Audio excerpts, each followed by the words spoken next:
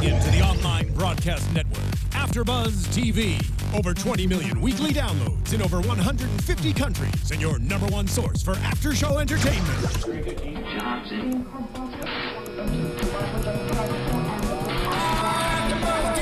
AFTERBUZZ TV, the destination for TV superfans. Producing aftershows for over 300 of your favorite TV shows, interviewing celebrities and showrunners, and bringing you behind-the-scenes exclusives. All thanks to E! Entertainment's Maria Menounos, producer Kevin Undergaro, and internet leader Akamai. Now, let the buzz begin! Welcome. Berry's girl. Oh! See? You snuck Berry's up on girl. me. Give it to me right here, James.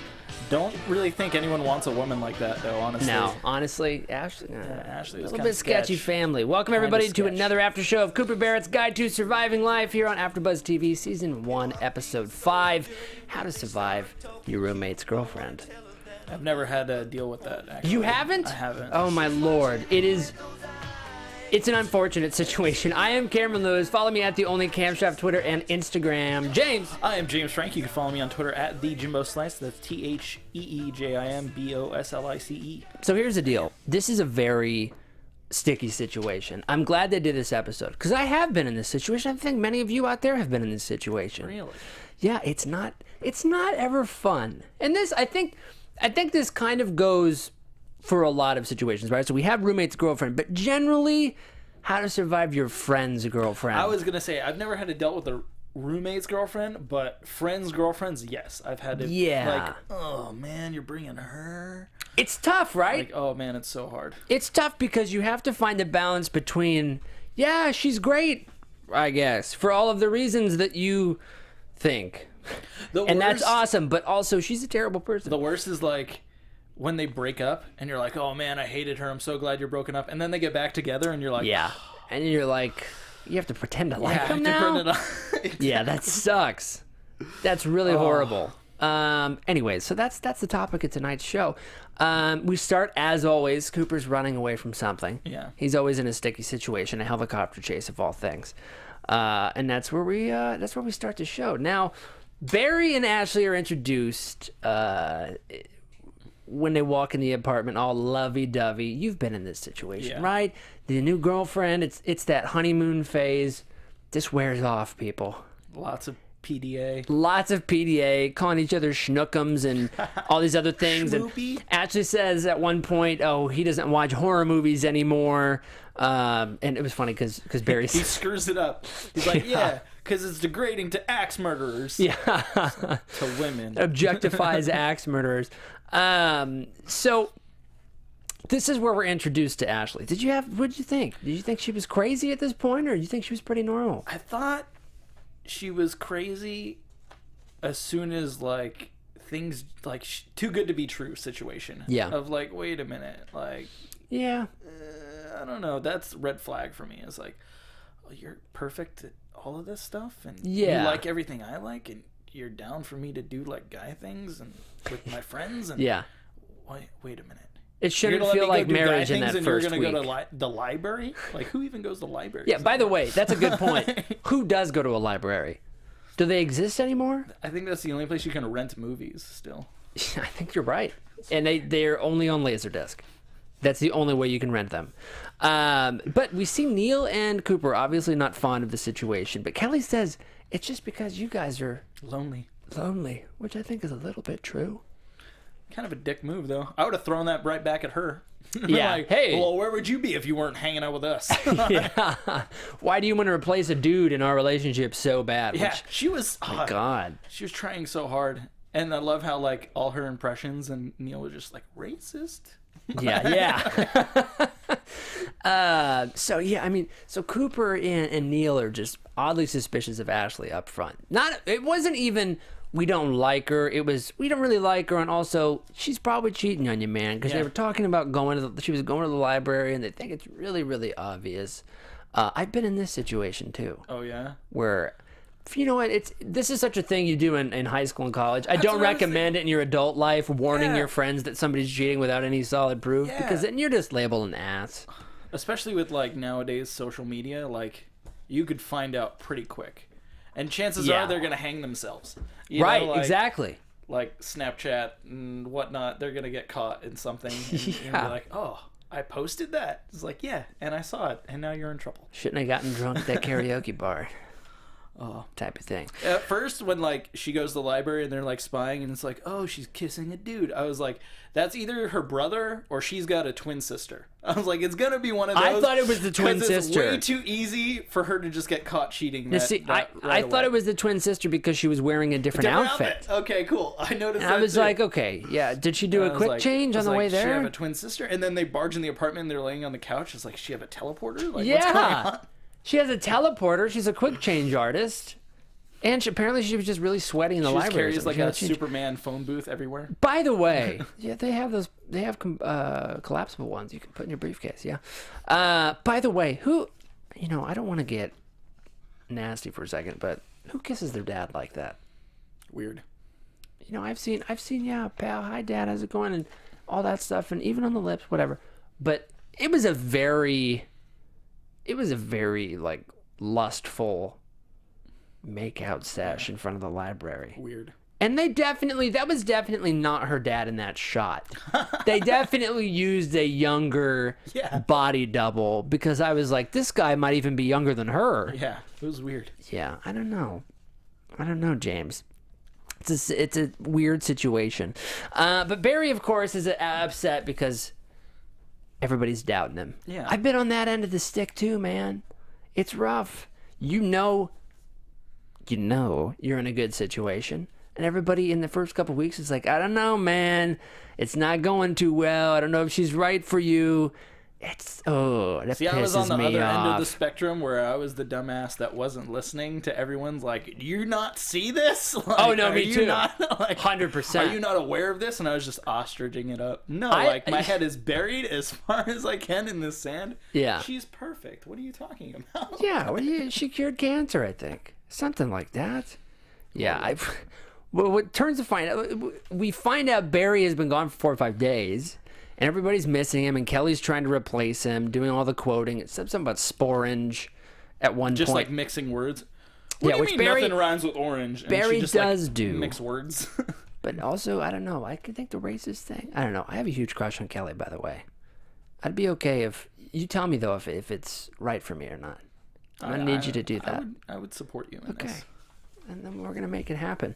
So we go to Kelly's house because everybody's concerned about Barry. They want to get him out of this relationship, and they miss him. They want him back. Turns out it's a mansion. It's the White House. It's just ridiculous. Holy crap. I thought a couple things came to mind. A, where'd they find this location?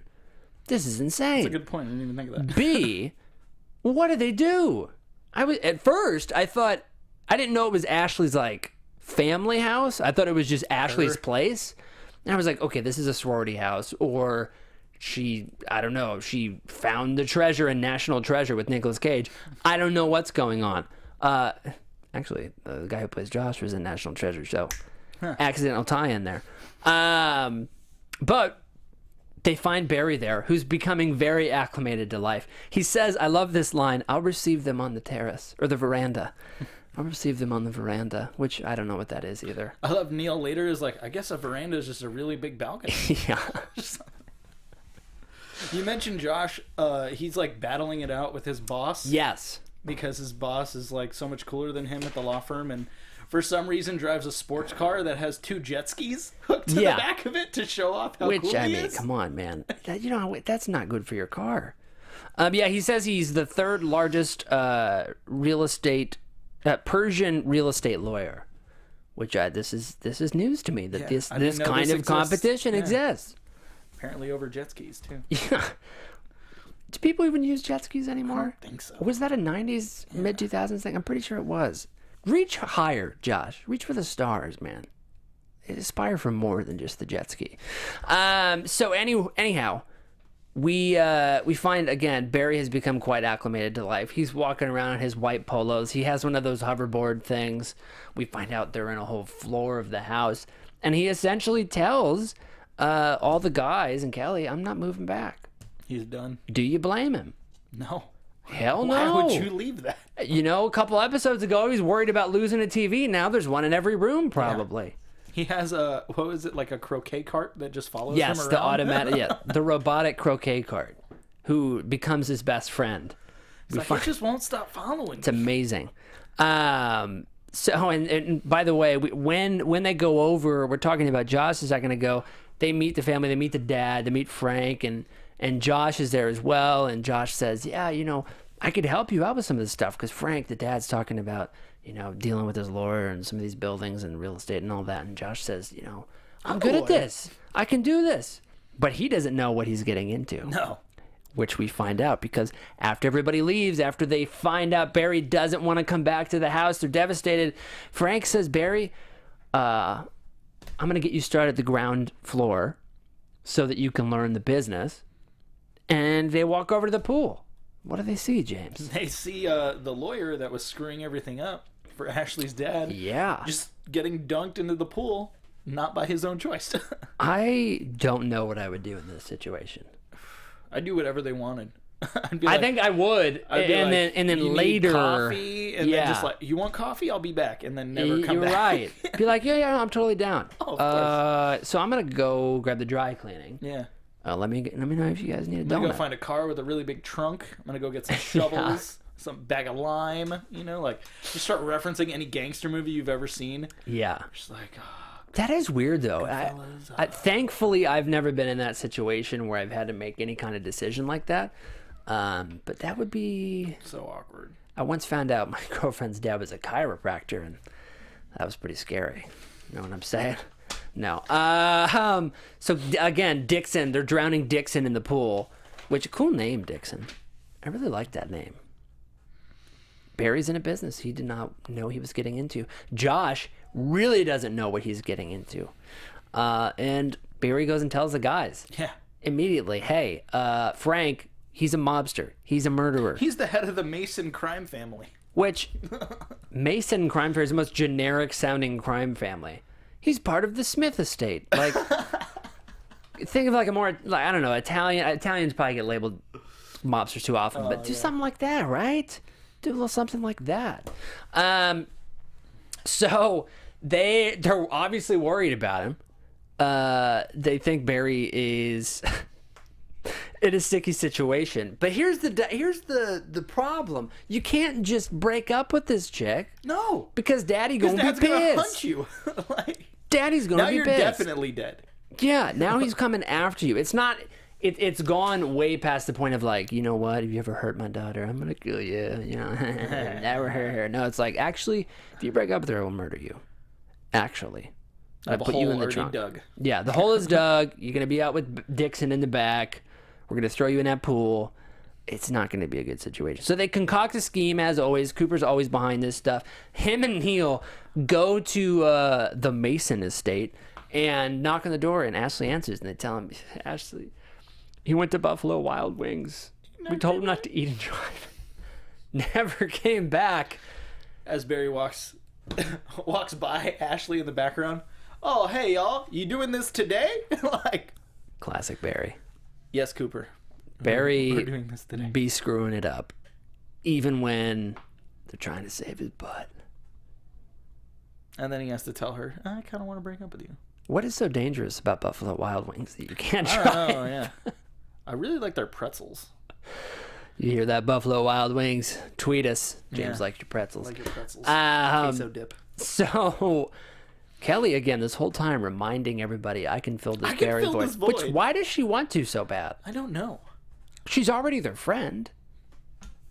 I think it's maybe because she likes Cooper. Is there like a weirdness with like girls where they want to be like one of the dudes? Yeah. Like, I guess that's true. But she kind of already is. Yeah. You know, if anything, she totally is. Yeah. She's like the neighbor chick that they're not hooking up with yet, but they kind of want to. So she is just like, yeah, she's one of the dudes. Yeah, she feels comfortable around them, wearing her pajamas type of situation. It's not just like, can I borrow some flour? Yeah. It's not that kind of roomy across the hall experience. Kelly. Crushing on Kelly. She'd be a great wing woman. She would be an awesome wing woman. We should ask her to be a wing woman. So Barry comes back with a report because obviously that didn't work out. He says, I figured it out. I talked to her. We had sex on the helipad, which is, they're like, holy crap. And he says, we figured it out. I told her moving in is moving too fast and blah, blah, blah, which you think would be a decent compromise. But Daddy is still pissed, apparently. And they're at the bar when he's telling them all these things, and they see a Ray Liotta looking guy, which I thought was spot on. This guy really looks like Ray Liotta sitting at the bar, and they recognize him from the photo that Cooper and Neil took at the library when they were eating from a food truck. What kind of food did they say? I think they made up a food type. A food truck? Yeah. Or they made up a food type? They made up a food type. Really? I'm pretty sure. I should have written that down. It looked like tacos to me. It kind of looked like a Kogi or tacos or something like that. But so we find out that the Ray Liotta guy is actually an FBI agent following them because they're trying to get in on this Mason crime family thing. And that's where we get caught up to where the episode started with them running, the helicopters coming after them. At first I was like, the helicopter, crime family has a helicopter? What the hell? But I guess it was just the FBI. You got a helipad, you need a helicopter. I guess. I guess. It's not just a place to have sex. It's not just a place to have sex. If it was, make it. Don't put H on it. That doesn't seem to fit. So Barry, what does he do? How do you get out of this situation? You don't want to spend. You don't want to go 10 years in jail for racketeering. Thank God they explained that because I had no idea what racketeering meant. Isn't that like tax evasion or what? It's helping. They explained in the show. It's helping. Now I forgot. Like helping somebody aiding a known criminal. Oh, okay. Yeah, aiding a known criminal, I believe. What's funny is the FBI agent didn't know what it meant either. And I thought that was hilarious. So Barry wears a wire. Of course, he finds a way to screw it up in classic Barry fashion. He pours water or something on himself. The soda, I think that what's-his-face brought him, the butler. The mix, the perfect mix of root beer with every other soda. Because he's so right. On the, what is it called? Like a on suicide? On the fountain. When you were a kid and you just hit them all? Did you ever do that? Oh, yeah. I haven't done it in years, but... There's, I'm from the Midwest originally. There's a chain of convenience stores there, kind of like 7-Eleven, called Quick Trip, and they have probably 24 different things. And just all the way down the line. Ends up tasting like, I don't know, sweet tarts or something, but pour a little root beer in there, Barry, that's a perfect recipe. The perfect amount of root beer. Diego Marcone is inside having a meeting with Frank. Frank wants Barry to stay. Barry doesn't want to go because he wants to go get ice cream with Ashley. Back and forth. Barry stays. Like I said, he spills the water or soda on his wire, and they have to send in the rest of the gang, which again, Barry finds a way to screw up in classic Barry fashion. Hey, you forgot your stuff. I wanted to bring you some stuff. It's not my bag. Dude, come on. In that situation, you gotta go with the flow. Obviously, there's something going on. You're working with the FBI here. You can't pick up the hint. The scary situation about that, James, is I think I would be Barry in that situation. Really? I am the worst at picking up on hints like that.